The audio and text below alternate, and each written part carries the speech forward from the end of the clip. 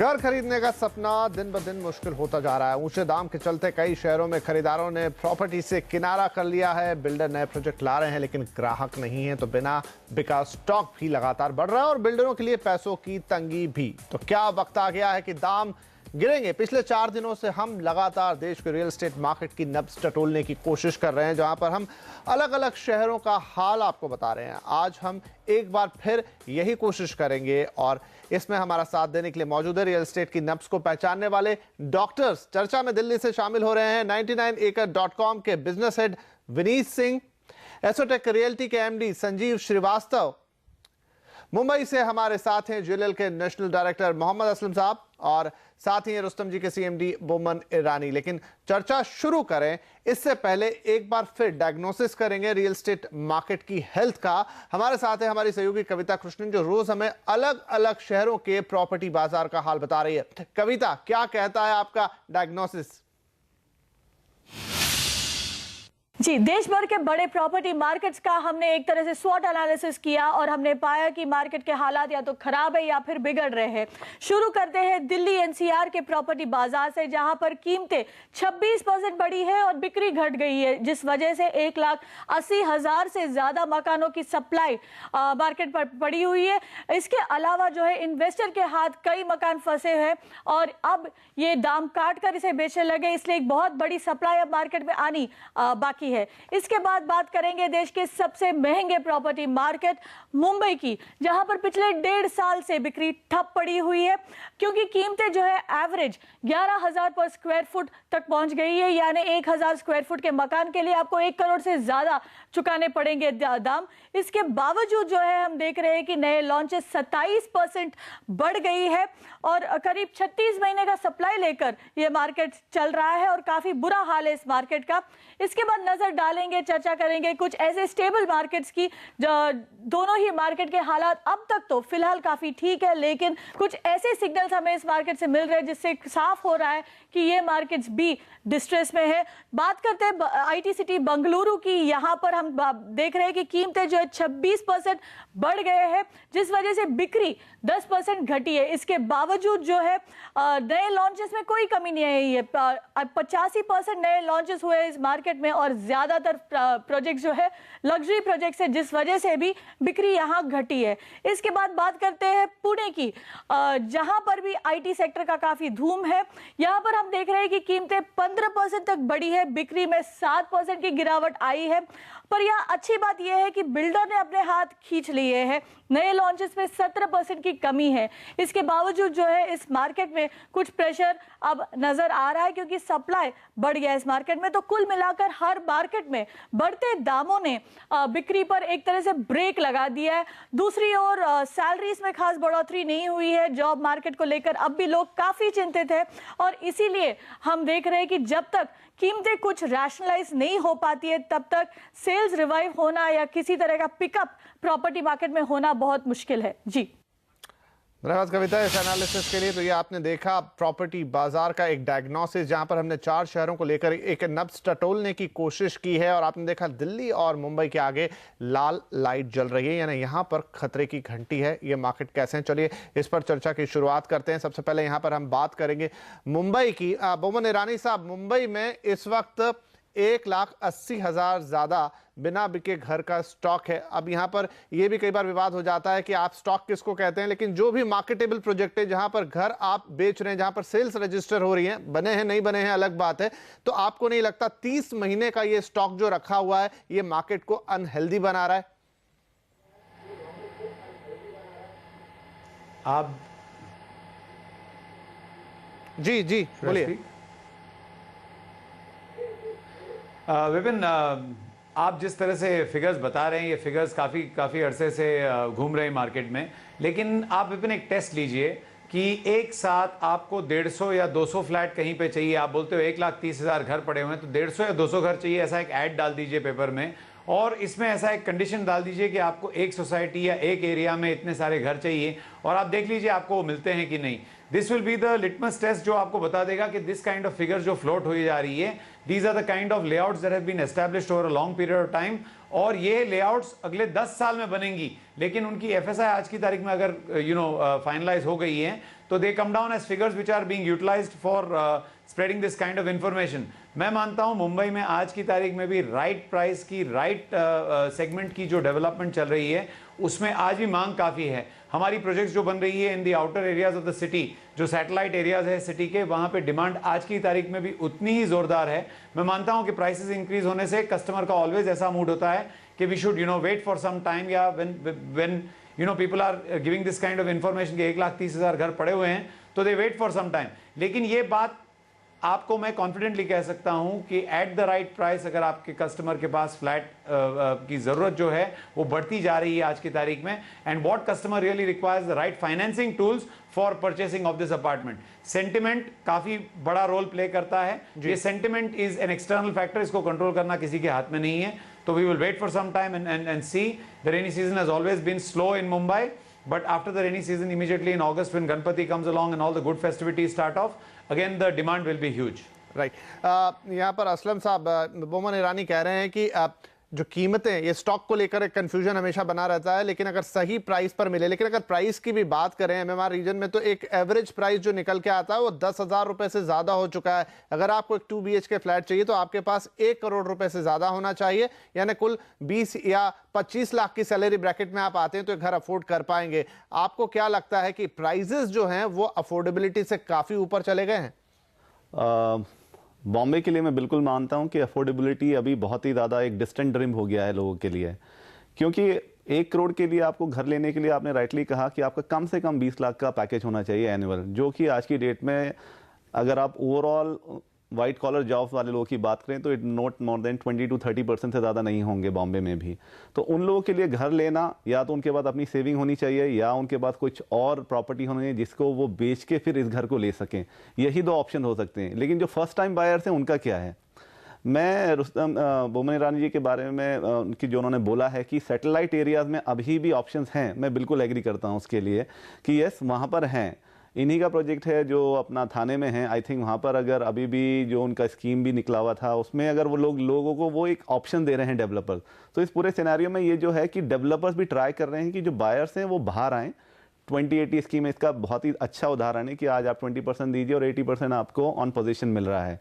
तो मेरे ख्याल से डेवलपर्स अपना कर रहे हैं, लेकिन ये बात बिल्कुल सही है कि 1 करोड़ की अफोर्डेबिलिटी अगर आपको लेनी है तो वो बहुत ही कम लोग बायर्स इस टाइम मार्केट में हैं, और उसका असर हम देख रहे हैं कि माल नहीं बिक रहा है। या तो फिर आपको लेना है, आप करजत जाइए या आपको डोंबिवली एंड बियॉन्ड जाइए, वहाँ आपको मिल सकता है। लेकिन 1 करोड़ के लिए विद इन बोरीवली वगैरह जहाँ पे नॉर्मल आपको 1 करोड़ से नीचे मिल ही नहीं सकता, थोड़ा मुश्किल है। जी, यहाँ पर एक रियलिटी चेक लेते हैं। विनीत हमारे साथ है। विनीत, आपकी जो साइट है 99acre.com, क्योंकि एक नेशनल साइट है, तो मुंबई के मार्केट के लिए आपकी साइट से क्या रिफ्लेक्शन आते हैं? क्या वाकई में लोग घर सर्च कर रहे हैं, डिमांड आ रही है? नहीं विपिन, डिमांड तो काफ़ी है। जो लेटेंट डिमांड है मुंबई की वो बहुत अच्छी है, बहुत ज़्यादा है। हम काफ़ी लीड्स जनरेट करते हैं ऑन अ डेली बेसिस। पर जैसे कि बाकी सदस्यों ने कहा कि मुंबई में रेट काफ़ी बढ़ गया है, और मीडिया में हर हफ्ते या हर महीने, अगर हर हफ्ते नहीं तो हर महीने कुछ ना कुछ आ जाता है जिससे कि बायर अपना परचेज डिसीजन डिले करता जा रहा है। अभी पिछले हफ्ते रेरा आ गया तो लोग सोच रहे हैं कि रेगुलेटरी अथॉरिटी आ जाएगी 2-3 महीने में, तो उसके बाद हम अपना लेंगे डिसीजन। बट लोग ये नहीं समझ रहे कि रेगुलेटरी अथॉरिटी अभी नहीं आएगी, अभी उसको आने में बहुत समय है। फिर जैसे होम लोन का इंटरेस्ट रेट है, जब भी आरबीआई का कुछ होता है तो उसमें होम लोन इंटरेस्ट रेट कम होगा, लोग अगेन डिले कर लेते हैं। तो आई थिंक अभी काफ़ी मार्केट वॉचर्स, विंडो शॉपर्स बैठे हैं मार्केट में, जो वेट कर रहे हैं कि हु विल ब्लिंक फर्स्ट, कि रेट शायद थोड़ा कम हो जाए। बट मेरे हिसाब से I think this is a good time to buy. मेरे हिसाब से इससे कम रेट होने नहीं वाला है, एंड जो काफ़ी टाइम से मार्केट पर रख रहे हैं या मार्केट के साइडलाइंस में वेट कर रहे हैं, उनके लिए this is a good time to buy. Boman sahab, यहाँ पर आपने थोड़ी देर पहले सेंटिमेंट्स की भी बात कही थी, तो सेंटिमेंट्स को लेकर अभी हम कहें कि मार्केट में लिक्विडिटी का क्रंच है। अगर एक खरीदार को चाहिए तो बहुत ऊंचे यहाँ पर इंटरेस्ट रेट है, फिलहाल शायद अफोर्ड नहीं कर पा रहे हैं लोग, और साथ में आप जो डेवलपर कम्युनिटी है उनमें से भी कई लोगों के साथ लिक्विडिटी का क्रंच काफी आ गया है। तो आपको लगता है कि ये एक तरफ जहां बिक्री घट रही है, लोग फिलहाल नहीं खरीद रहे हैं, लिक्विडिटी का क्रंच है, तो ये जो 2 सिचुएशन है इसको लेते हुए कहीं प्राइस पे दबाव बनेगा और वो नीचे जाएंगी? विपिन, ये बात पहले भी कई बार कह चुका हूँ मैं कि व्हेन द बिजनेस पूरे इंडिया में आप आज की तारीख में देखो तो genuinely there is no capex expenditure जो सारी कंपनीज कर रही है। इससे जो बिजनेस एनवायरनमेंट पे इफेक्ट आ रहा है, उसमें ऐसा हो रहा है कि people are genuinely scared of coming out and putting new money into the market. But having said that, मैं आपको एक बता सकता हूं कि liquidity crisis which is there, our business is a cyclical business, और इसमें लिक्विडिटी क्राइसिस जब ये आती है, we have got enough means of going ahead and continually funding ourselves. और जहां तक बात रहती है प्राइस गिराने की, तो price is not something that we are holding on to, ये actual cost of doing business हो गया है। आज की तारीख में आप अगर कोई भी मटेरियल कॉस्ट देखें या लेबर कॉस्ट देखें या और कंप्लायंसेस कॉस्ट देखें, मैं आपको जस्ट एक फिगर देना चाहता हूं कि क्रेडाई ने जब भी they took a search of what is the cost breakup in a home, तो about 52% of all collections of a developer goes in some form of taxes और द अदर। तो इसमें रह क्या जाता है for a developer to pay for the land, to pay for his infrastructure, to pay for the actual cost of development, and then go ahead and support a customer through marketing exercises, etc. ये सारी चीजों को आप देख लो तो I don't think prices are something that is going to go down. Prices अगर नीचे आने हैं तो government has to take a very strong initiative on this account, और इसके लिए उन्होंने ऐसी स्कीम अनाउंस करनी चाहिए जिससे द सप्लाई विल इंक्रीज। जैसे मैंने पहले कहा, आज की तारीख में भी आप पेपर में एक ऐड डाल दो और कह दो कि मुंबई में मुझे 150 घर एक लोकेलिटी में चाहिए, तो आपको ये मिलना नामुमकिन होगा। And I can assure you this, Vipin आप ट्राई कर लीजिए, and I am leaving it open to you. The only way prices can come down is when the developers cost can also come down, और जो last mile taxes हो रहे हैं, आपने देखा होगा today stamp duty anywhere in the country is 5%. You've got beyond that registration charges, then there is VAT, service tax, everything is paid for by the consumer. ये taxes अगर घटाए जाएं तो प्राइसेस डेफिनेटली रिड्यूस हो सकते हैं। जी बोमन, बिल्कुल यहाँ पर हम और इस चर्चा को आगे बढ़ाएंगे और कुछ और फैक्टर्स की बातचीत यहाँ पर करेंगे। आपने जो पॉइंट गिनाया उसके अलावा कुछ और पॉइंट्स हैं जो एक बार फिर कंज्यूमर की तरफ से उठते हैं, तो वो सारी चर्चा होगी इस छोटे से ब्रेक के बाद।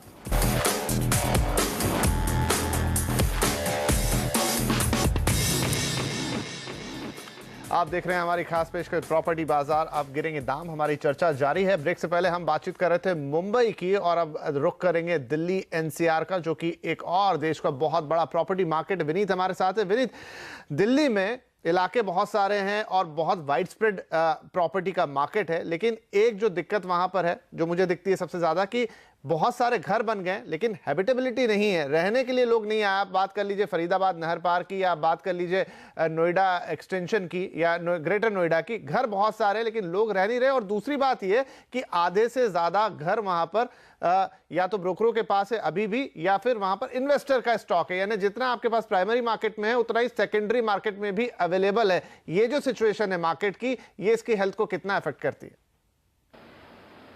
देखिए, दिल्ली में मार्केट में सही में मंदी है काफ़ी। New launches, specially Noida side में न्यू लॉन्चेस कम हो गए हैं पिछले 12 महीने में, और जो गुड़गांव मार्केट है वो पीक आउट स्टेज पे लग रहा है। फरीदा मार्केट में मंदी है, और इसके काफ़ी सारे फैक्टर्स हैं जो which continue to affect the market.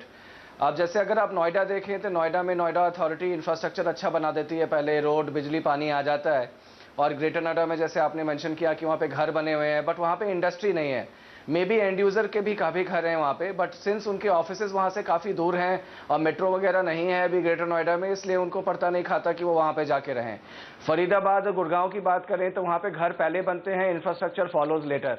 इसीलिए आपका घर अगर आपको मिल भी जाए अभी द्वारका एक्सप्रेसवे गुड़गांव में, तो आपको रहने में 3-4 साल लगेंगे, क्योंकि अभी वो एक्सप्रेसवे नहीं बना और वहाँ पे जो हैबिटेबिलिटी है वो कंडीशंस वहाँ पे ठीक नहीं है। तो आई थिंक ये सारे फैक्टर्स देखते हुए लग रहा है। प्लस इन्वेस्टर फोकस जो दिल्ली का रहा है मार्केट का, डेवलपर्स का जो इन्वेस्टर को माल काफ़ी बेच देते हैं, वो भी थोड़ा बहुत एडवर्सली इफेक्ट कर रहा है मार्केट में। हेल्दी मार्केट में जैसे साउथ इंडिया या वेस्टर्न इंडिया की मार्केट है, investor minimum I think maximum 20 से 25% ही होता है। दिल्ली में हमने देखा है कि कई प्रोजेक्ट्स में इन्वेस्टर 70-80% की मात्रा में भी होते हैं बायर्स। तो अगर आप ऐसा मिक्स एंड मैच अगर नहीं करेंगे, अपना जो आपका प्रोडक्ट पोर्टफोलियो है इन टर्म्स ऑफ बायर्स, आप अगर उसको मैनेज नहीं करेंगे ढंग से एंड यूजर्स में और इन्वेस्टर्स में, तो suddenly you can find yourself in trouble. क्योंकि अगर मार्केट टाइट होगी तो इन्वेस्टर आपको जो पेमेंट्स है वो देना बंद कर देता है। राइट, यहाँ पर एक राय आपकी भी लेंगे। असलम साहब, आप भी पूरे देश की रियल एस्टेट पे नजर रखते हैं। दिल्ली में अगर इस वक्त कोई निवेश करना चाहे या घर खरीदना चाहे तो क्या ये सही वक्त होगा या रुकना चाहिए?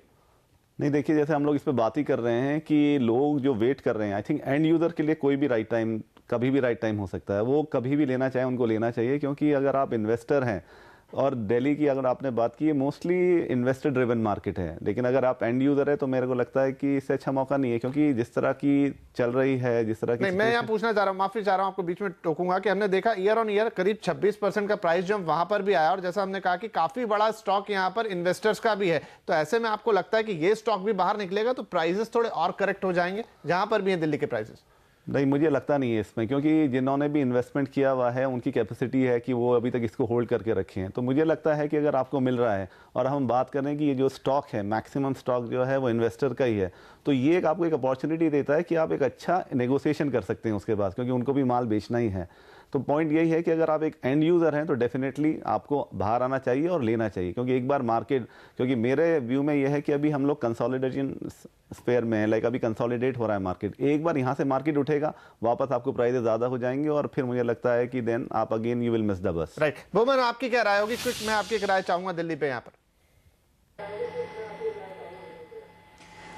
मैं मानता हूं कि दिल्ली में काफ़ी स्टॉक हुआ है, and NCR region has been very very forefront in creating a lot of new stock Vipin, और ये सारा स्टॉक एब्जॉर्ब भी हो गया है। I am not sure about what is the percentage of investors vis-a-vis end users, लेकिन Vipin just एक छोटा पॉइंट, यहाँ पे हमने एक रजनीगंधा का ऐड देखा बीच में, और उसमें देखा कि द डिसीजन टेकन वाज यहाँ पे एक स्टेडियम बनना चाहिए। मेरा मानना है आज की तारीख में development has move from the छोटे छोटे घर बनाओ या बड़े घर बनाओ, ओनली घर बनाओ, to a lot more difference in क्या टाइप ऑफ प्रोडक्ट बनेगा, उसकी क्या बिक्री होगी और लोग वहां पे क्यों आएंगे। तो आपकी यूएसपी क्या है, आप क्या देना चाहते हो उस एरिया में, आप क्या नई चीज बनाओगे। मैं मानता हूं कि if you go ahead and create a lot of good infrastructure और उसके आगे अगर आप एक लाइफस्टाइल बनाओ जिससे आपके वेर वी से रुस्तम जी कि आपके बच्चे क्या करेंगे, so that is going to be a big help. और जहां तक दिल्ली की मार्केट है, it has really grown a lot. There may be a lead lag at this moment in time which I am really not very well aware of, but it is something that may be existent, but it will pass in time. जी बिल्कुल। तो यहाँ पर वक्त हो गया एक और छोटे से ब्रेक का, लेकिन जब ब्रेक से वापस आएंगे तो अब रुक करेंगे, कुछ ऐसे बाजारों की बात करेंगे जहां वाकई में आप घर खरीद सकते हो, और अगर एक निवेशक के तौर पर भी सोच रहे हैं तो आपके लिए आज भी ये मार्केट बेहतर हो सकते हैं। कहीं मत जाइए, आते हैं इस ब्रेक के बाद।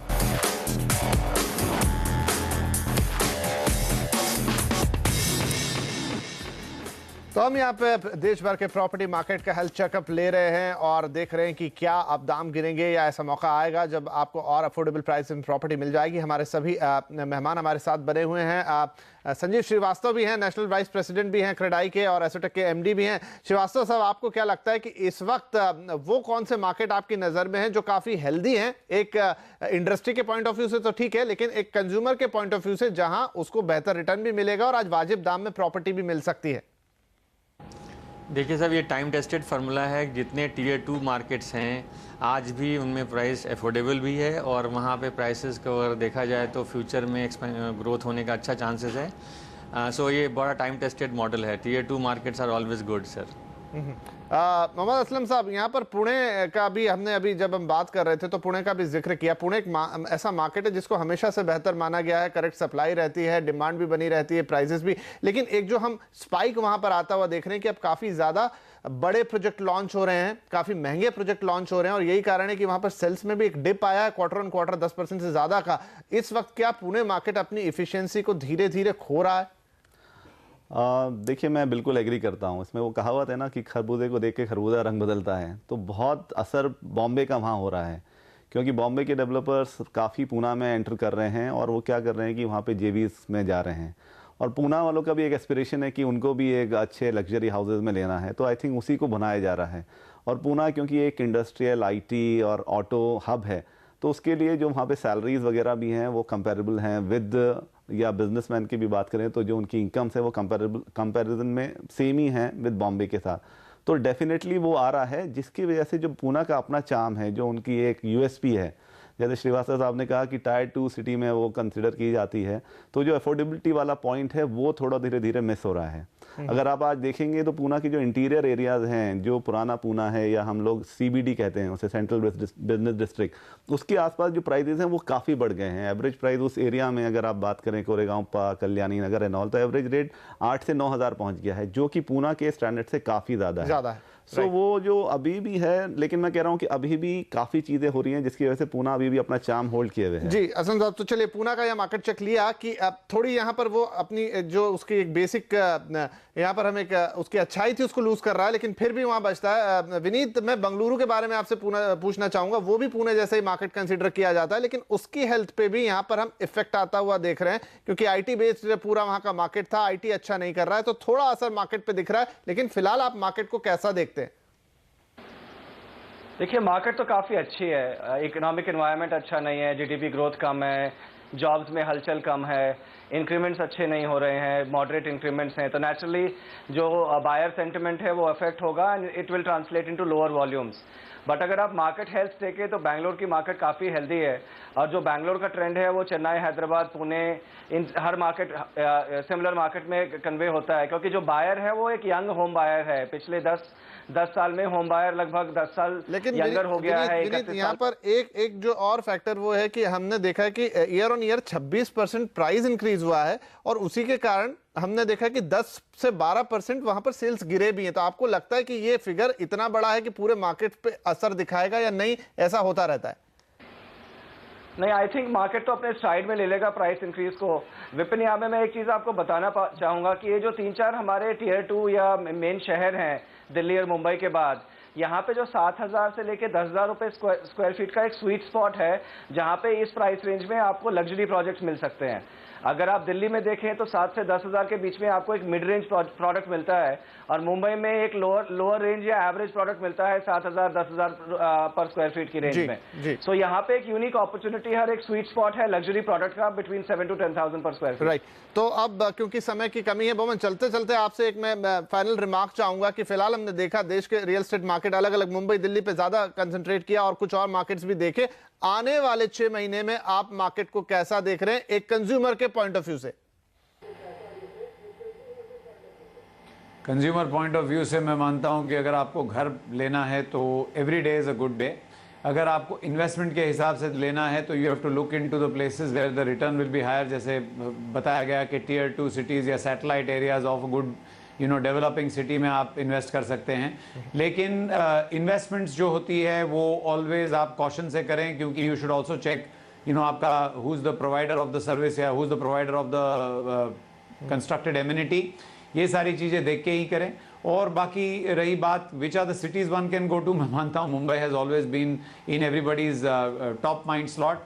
तो Mumbai is a great area, Delhi is a great area, and of course Bangalore, Pune, Calcutta, I am not sure, but these are the cities are also something that one can look at.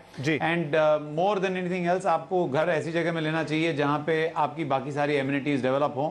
I'll once again touch, it is not only location in terms of proximity to work, but also the entire family lifestyle वहाँ पे अगर sustain हो सकती है तो you should look at that area. बिल्कुल बोमन, बहुत शुक्रिया हमारे साथ इस प्रोग्राम में शामिल होने के लिए, और हमारे सभी मेहमानों का भी बहुत शुक्रिया। तो कुल मिलाकर जो बातचीत है उससे अभी फिलहाल के लिए सार ये निकलता हुआ आ रहा है कि हाँ, कंसर्न्स हैं देश के रियल एस्टेट मार्केट में, खासतौर पे अगर हम मुंबई दिल्ली जैसे बड़े मार्केट में बात करें, क्योंकि इकोनॉमिक फैक्टर्स भी साथ नहीं दे रहे हैं और प्राइजेस काफ़ी ज़्यादा रियलिस्टिक पॉइंट ऑफ व्यू से ऊपर पहुंच गई है। लेकिन कुछ मार्केट ऐसे भी हैं जो इस समय अच्छा सेंटिमेंट दिखा रहे हैं, अच्छी हेल्थ दिखा रहे हैं। कुछ साइन वहां पर भी खराब दिखे, लेकिन फिर भी उनको दबा देके ठीक किया जा सकता है। लेकिन ये चर्चा आज की रही, ये चर्चा लगातार जारी रहेगी और हम लगातार हेल्थ चेकअप लेते रहेंगे रियल एस्टेट मार्केट का, ताकि आपको एक सही अंदाजा मिले कि आप कहाँ निवेश खरीदें, कब निवेश करें और कहाँ घर खरीदें।